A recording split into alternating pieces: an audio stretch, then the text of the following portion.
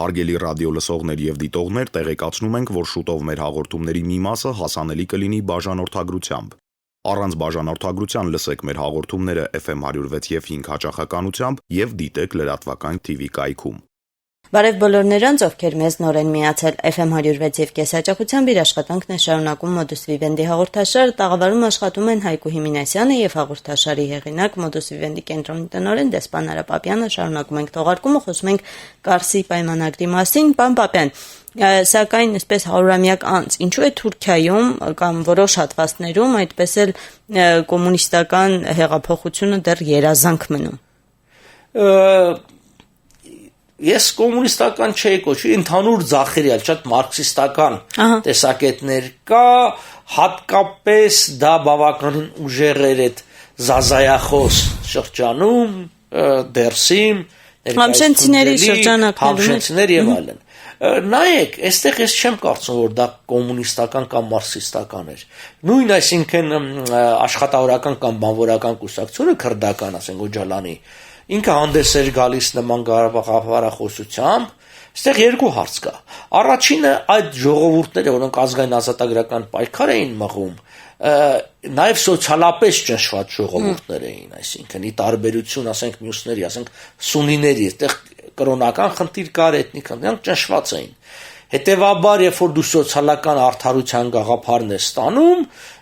ահագին հետնորդներ ես ունենում։ Բայց այստեղ կար մեկ այլ հանգամանք եւս, մենք մոռանում ենք, որ օրինակ նույն պետական,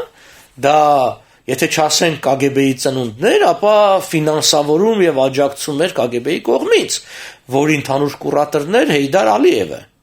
այսինքն KGB-ի գեներալ եւ այլն։ Այսինքն դու քեզ հայտարարում ես մի գաղափարախոսության կրող, լավ իմանալով, որ կա մի երկիր, որ այդ գաղափարախոսության կրողներին զենք կտա, փող կտա, աջակցություն։ Ամբողջ աֆրիկյան շարժումները, որոնք հանդես էին գալիս հաճախ մարքսիստական կարգախոսներով, դրանք կրկնում էին ինչ որ Քեմալը արեց։ Իսկ նրանք հասկանում են, որ մի քանի հատ մարքսիստական ճառեր ասել, մի երկու բան ասել, եւ այդ երկիրը, սովետական միությունը հսկայական բան կանի,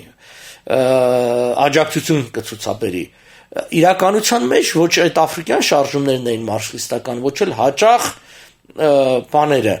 ասենք Թուրքիայում եղող։ Պարզապես դա, այսպես ասենք, մի փոքր սոցիալական այո հիմք ուներ, բայց մեծապես պայմանավորված էր արտաքին օժանդակությամբ։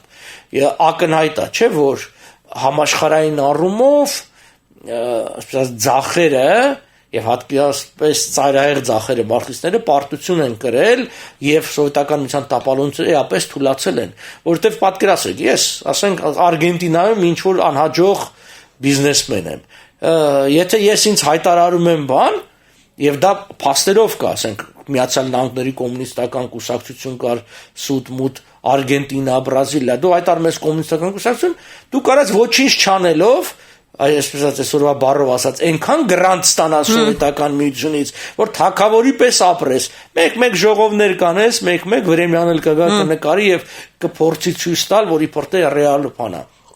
Իրականության այդպես չի։ Հիմա տեսեք, որոշ փաստաթղթեր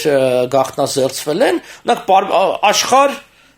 օրաթերթեր, շաբաթաթերթեր Փարիզում, դա հայ այսպես ձախերի կոմունիստների թերթներ։ Դուք կարդացեք այսօրվա այդ փաստաթղթերը կտեսնեք, որ անգամ Դեմիրճյանի ժամանակ պարբերաբար $20,000 հատկացներ, $10,000 հատկացներ աշխարհին, որպեսզի շարունակի տպագրել։ Այստեղ խնդիրը այն չէր, որ դա արդյունք տալիս էր, խնդիրը ձևը պահելն էր եւ ասել, տեսեք, հայ բան կա, կոմունիստներ կա եւ տպագրում էին դա։ Այդ աջակցությունը մեծ է եղել, շատ մեծ, հսկայական բազմամիլիոն, եթե որ հարյուրավոր միլիոններ է ի վերջո սովետական միությունը ծախսել մարքսիզմի տարածման վրա, որը անհաջողություն է ունեցել։ Եվ դա այդ առաջին անհաջող փորձերը գալիս այն 20-ական թվականներից։ Մի շրջան դա արդեն 27-28 թվականից բոլշևիկները սկսեցին հետ կանգնել, հետո Ստալինը ավելի այսպես նացիոնալ սոցիալիզմի բերեց։ Ռուսական բան, մենք հիմա ինչի օրինակի համար Հիտլերը, որը նացիոնալ սոցիալիզմի կրողն էր, եւ Ստալինը այդքան հեշտ լեզու կտան, այսինքն, չէ՞, Ռիբենտրոպ-Մոլոտով եւ այդ ամբողջը մինչև 41 թիվը եղբայր էին, որտեղ երկուսն էլ նացիոնալ սոցիալիստ էին, երկուսն էլ սոցիալիզմի գաղափարախոսության կրողներն են եւ երկուսն էլ ազգային սոցիալիզմի, եթե Գերմանիան Հիտլերը գերմանական, ապա Ստալինը ռուսական։ Եվ պատահական չի, որ Ստալինը հաղթանակից հետո խմեց ռուս ժողովրդի կենաց, եւ այդ նույն պատահական չի, որ ռուսական եկեղեցու ուժեղացումը եւ այլն բան։ Այսինքն վաղուց ի վեր 30-ականներին արդեն այսպես համաշխարհային հեղափոխությունից հրաժարվել էին, նաեւ ինտերնացիոնալի երրորդ ինտերնացիոնալի ցրումը, ի վերջո երրորդ ինտերնացիոնալը դա այն գործիքներ, որի միջոցով փորձում էին սոցիալիզմը տարածել։ Ասեմ, որ այստեղ առաջի հարվածի տակ ընկնող էլի մենք էինք, երբ որ օրինակ 20 թվականի սեպտեմբերին Բաքվում գումարվեց արևելքի ժողովուրդների առաջին համագումարը եւ այդտեղ Էնվերը այսպես ասած երթվեց իմպերիալիստական Հայաստանին ջախջախել, ցավալին այն է, որ այդ թուրքերից հետո երկրորդ մեծաթիվ ներկայացուցիչները հայերն էին, այսինքն հայ բոլշևիկներն էին, որոնք Բաքվում հիմնավորում էին Հայաստանի ոչնչացման անհրաժեշտությունը եւ այդ բոլորը կային, այսինքն այդ համաշխարհային հեղափոխության մարմաջն էր, որ բերեց նրան, որ Ռուսաստանը հրաժարվեց իր ազգային, եթե կուզեք անգամ կայսերապաշտական նպատակներից եւ փորձեց օգտագործել Թուրքիային հասնելու համար իր նպատակներին, բայց ստացվեց, որ շատ ավելի հաջող թուրքերը օգտագործեցին ռուսներին։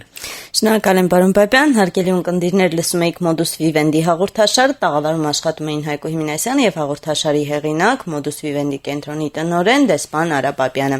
Բոլոր նրանք, ովքեր պարզապես մեզ լսում էին, կարող են նաեւ դիտել 3w.lratvakan.am կայքում։ Հաջողություն։